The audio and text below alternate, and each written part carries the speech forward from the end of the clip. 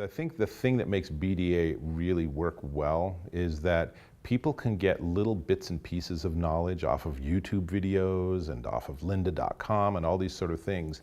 But it's the very small minority of people that can just sit at home or sit at their office and watch a video on their computer and actually absorb anything at all.